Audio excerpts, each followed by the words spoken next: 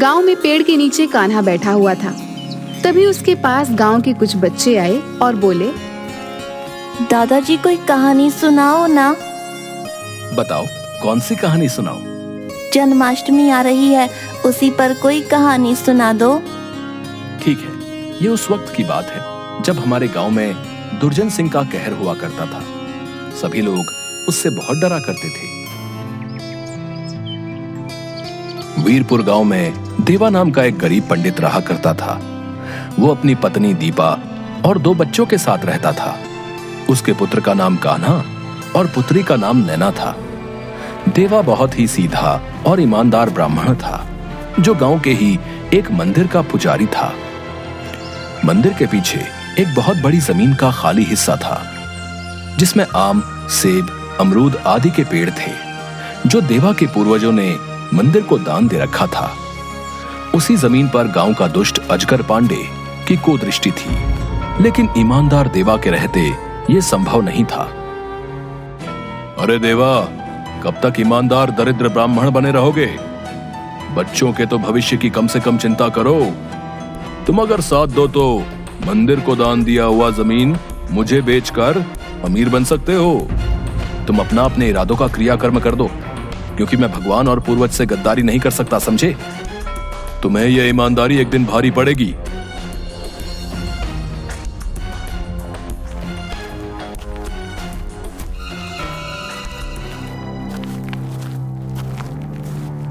कान्हा, तुम मना करने के बावजूद आज फिर से फटी हुई ड्रेस पहनकर आए हो।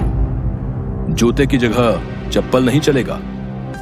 सर, मैंने पिताजी से बोला था, लेकिन उन्होंने कहा कि अगले महीने नया ड्रेस ला देंगे।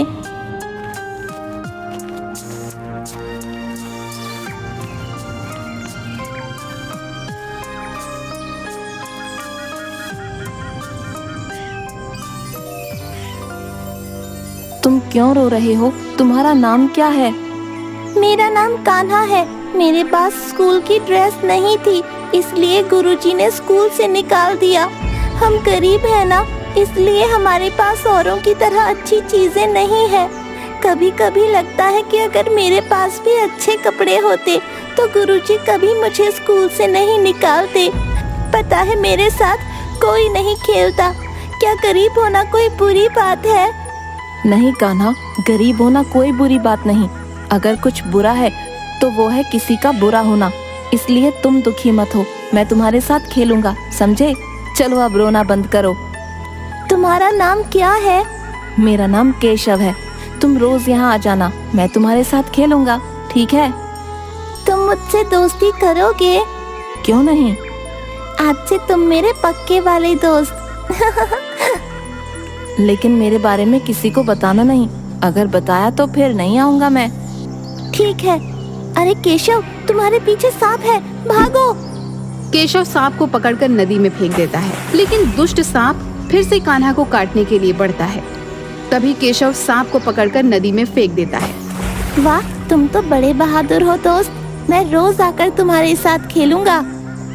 ये घटना किसी से मत कहना।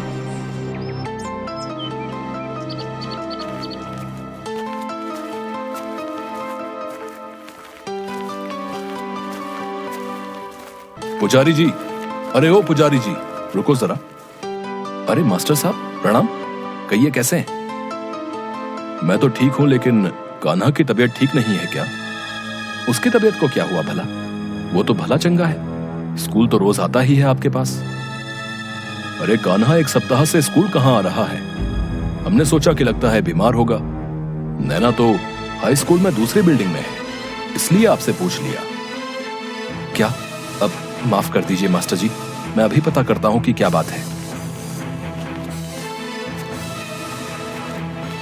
पहले ये बताओ कि तुम स्कूल क्यों नहीं जा रहे 1 सप्ताह से? क्या बोल रहे हैं जी? मेरा बेटा तो रोज स्कूल जाता है। मैं रोज तैयार कर खुद इसे स्कूल भेजती हूँ। अभी रास्ते में मास्टर साहब मिले थे, वही बता रहे थे कि कान्हा 1 सप्ताह से स्कूल नहीं जा रहा है। स्कूल ड्रेस फट गया है। मास्टर साहब बोलते हैं कि अगर कल से नया ड्रेस और जूता नहीं लिया तो स्कूल नहीं आना, और मुझे स्कूल से निकाल दिया। हे भगवान, और कितनी दरिद्रता दिखाएंगे। अब बस कीजिए, अब सहा नहीं जाता। लेकिन तू 1 सप्ताह से स्कूल के समय जाता कहाँ है? नदी किनारे जो टूटी हुई मंदिर है उसके पास मेरा दोस्त केशव रहता है, उसी के साथ खेलता हूँ रोज। वो भी मेरी उम्र का है, वो बहुत ही बहादुर है। अकेले एक बड़ा सांप मार डाला उसने। जहाँ तक मुझे जानकारी है, तुम्हारी उम्र का कोई केशव नाम का बच्चा अपने गांव में नहीं है। पिताजी, केशव मेरा दोस्त है, मैं आपको मिलवा भी दूंगा। मैं झूठ नहीं बोल रहा, परसों उसका जन्मदिन भी है। सुनो जी, नैना का कल जन्मदिन है, वो कल 12 साल की हो जाएगी। हमारे पास पैसे नहीं है उसका जन्मदिन मनाने के लिए। क्या करूं भाग्यवान, ये दरिद्रता हमारा पीछा ही नहीं छोड़ रही। मंदिर में जो चढ़ावा आता है उसका 3/4 हिस्सा डकैत दुर्जन सिंह ही ले जाता है, सिर्फ 1 हिस्सा ही हमें मिलता है।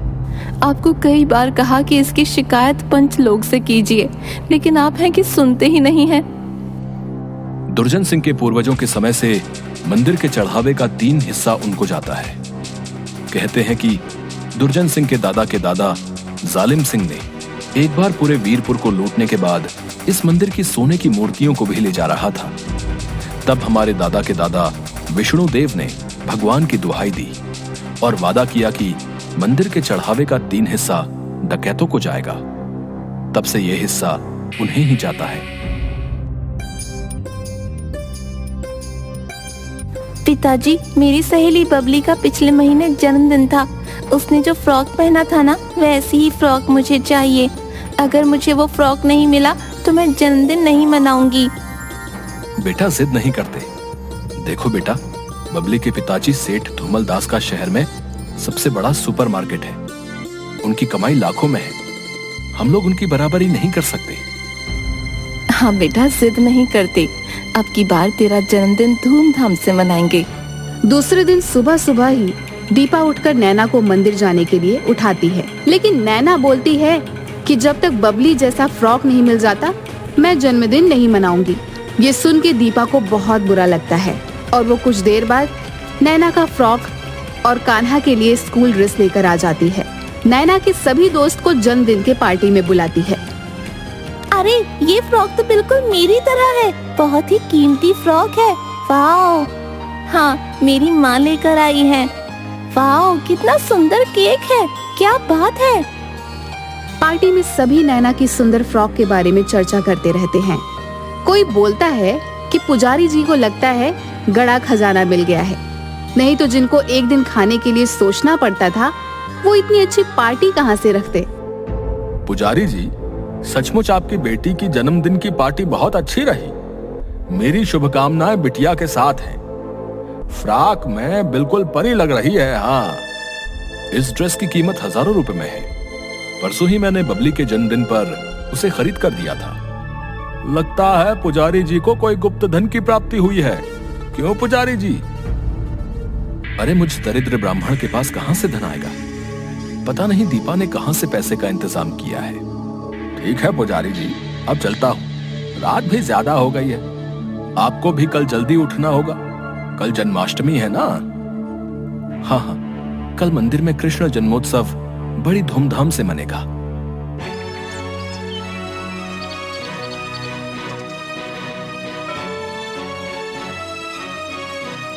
हे भगवान, अनर्थ हो गया। घोर कलयुग आ गया। अब तो भगवान भी सुरक्षित नहीं। क्या हुआ पुजारी जी? सवेरे सवेरे मंदिर के बाहर इतनी भीड़ कैसी? मंदिर के आभूषण गायब हो गए हैं। ऐसे कैसे हो गया? आज तक हमारे गांव में कभी ऐसा नहीं हुआ। पता नहीं मुखिया जी, ये सब कैसे हो गया। मैंने कल खुद मंदिर की सफाई करके ताला लगाया था। ताले की चाबी किसके पास है? चाबी तो मेरे ही पास रहती है। आज जब मैं सुबह आया तो ताला लगा हुआ था। रोज की तरह जैसे ही ताला खोलकर अंदर घुसा तो देखा कि भगवान के सोने के आभूषण गायब हैं। क्यों देवा, सभी बता रहे थे कि कल रात की तुम्हारी पार्टी करोड़पति सेठ धूमल दास से भी शानदार थी। नहीं, मुझे तुम्हारी ईमानदारी पर कतई शक नहीं, लेकिन कहीं भाभी जी ने... अजगर, मुंह संभाल कर बात करो। लेकिन शानदार पार्टी पर गुप्त धन की बात पर तूने भी भाभी जी का ही नाम लिया था। दीपा, तुम बताओ कि जो ये लोग शक कर रहे हैं उसकी सच्चाई क्या है? आप भी मुझ पर शक कर रहे हो। ठीक है, मुझे अपने कान्हा जी पर पूरा भरोसा है। अब तो वो ही इंसाफ करेंगे। एक वक्त का खाने का ठिकाना नहीं तुम लोगों का, और चले गांव वालों को पार्टी देने। मूर्ख समझा है क्या हम लोगों को? मैंने चोरी नहीं की है, आप सब मेरा यकीन करो। मैंने पार्टी के लिए अपने सोने के कंगन बेचे थे, क्योंकि मैं अपनी बेटी को उसके जन्मदिन पर दुखी नहीं करना चाहती थी। वाह जी वाह, जिन लोगों को हर चीज से पहले सोचना पड़ता है, उन्होंने सोने का कंगन बेचने से पहले एक बार भी नहीं सोचा। वाह! आप जाकर जौहरी से पूछ लीजिए, वो सब जानता है। अरे वाह, हमें मूर्ख समझती हो? हम सब जानते हैं। पक्का तुमने चोरी से पहले ये सब किया होगा, ताकि तुम पर कोई शक ना करे, और जब बात तुम पर आए तो तुम इस तरह से बच जाओ। मुझे तो लगता है चोरी इन्हीं दोनों ने की है, और अब भोले बन रहे हैं। मैं तो कहता हूं कि इन सब के सबको गांव से निकाल दो। हमारे गांव और हमारे मंदिर को ऐसे पुजारियों की कोई जरूरत नहीं है, जिनका कोई धर्म ईमान ना हो।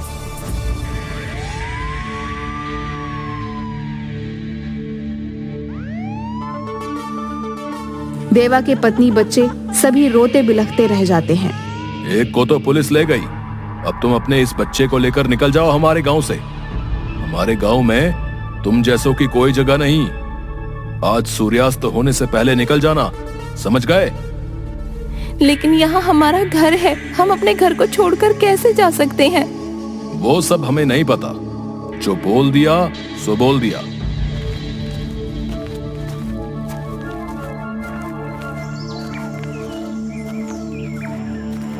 ये सब क्या हो गया प्रभु?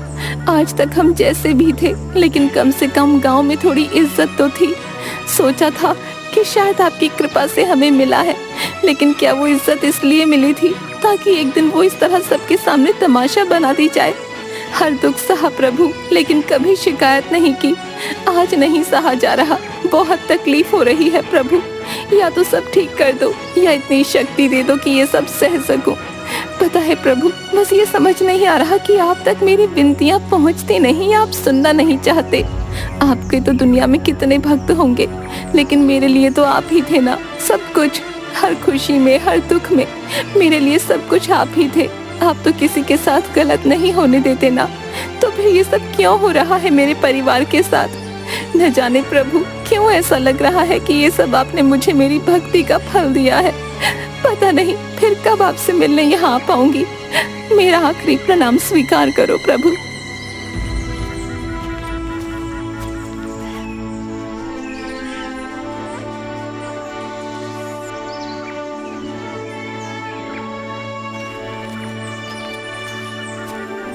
क्यों रो रहे हो कान्हा? वो मेरे पिताजी, पुलिस। रो मत दोस्त, मुझे सब मालूम है। जब तुम्हें मालूम है तो तुम क्यों नहीं चोर को पकड़कर सामने लाए? पुलिस मेरे पिताजी को पकड़कर ले गई। तुम्हें बताया था ना कि आज मेरा जन्मदिन है, इसलिए थोड़ा व्यस्त था। चलो मंदिर के पास तुम्हें तमाशा दिखाता हूँ।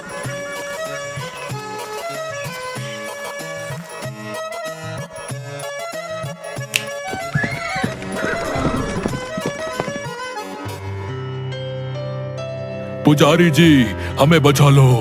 1 घंटे से हमारे ही घोड़े हम लोगों को ही लात मार मार कर जान लेने पर उतारू हैं। ये रहे भगवान के आभूषण, हमें बचा लो। एसपी साहब, हमें जेल में डाल दो, नहीं तो ये हमें मार देंगे।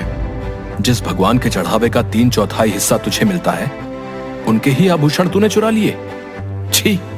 आभूषण चुराने का आइडिया तुम्हारे ही गांव के अजगर पांडे का था। उसी ने मुझे आभूषण चोरी के लिए चाबी दी थी, और ये कहा कि कल रात पुजारी के यहाँ शानदार पार्टी हुई है, इसलिए लोगों का शक पुजारी पर जाएगा। हाँ।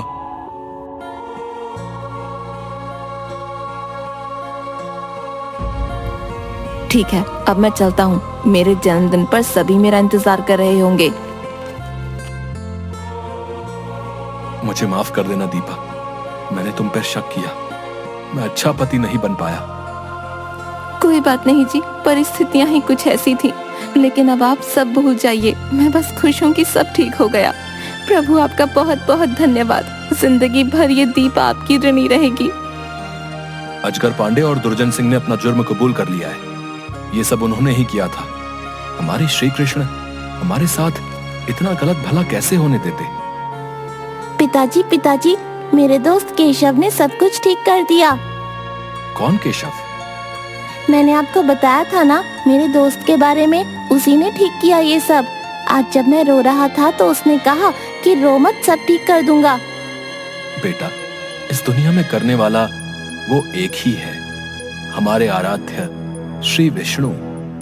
लेकिन उसने कहा वो कर देगा सब ठीक। आपको पता है, एक बार उसने सांप से मेरी जान बचाई थी। वो किसी से नहीं डरता। कान्हा, मुझे मिलना है उस बच्चे से। वो तो चला गया, उसका आज जन्मदिन है ना। उसने कहा सब उसका इंतजार कर रहे होंगे। क्या नाम बताया तुमने उसका? केशव। जी सुनिए, हमारे आराध्य को केशव के नाम से भी तो जाना जाता है। मैं जानती हूँ, वो मेरे प्रभु ही थे। वो हमारी मदद के लिए केशव बन के बाल रूप में आए थे। हाँ मेरे बच्चे, मैं समझ गया तुम्हारा दोस्त केशव कौन है। चल मंदिर में, आज तुम्हारे दोस्त का जन्मोत्सव धूमधाम से मनाएंगे। तो ये थी मेरे दोस्त केशव की कहानी, जिसने हम सभी की मदद की थी। बच्चों, जोर से बोलो, हाथी घोड़ा पाल की जय, कन्हैया लाल की। अरे कान्हा, बच्चों को कहानी ही सुनाता रहेगा या थोड़ा मेरे साथ भी वक्त बिताएगा? अरे कुछ दिनों बाद तो मैं चला जाऊंगा शहर, फिर सुना लियो जितनी कहानी सुनानी है। चलो बच्चों, अब खेलो। मैं चला अब अपने सैर सपाटे में। उसके बाद कान्हा और उसका दोस्त दोनों लाठी टेकते हुए घूमने निकल जाते हैं।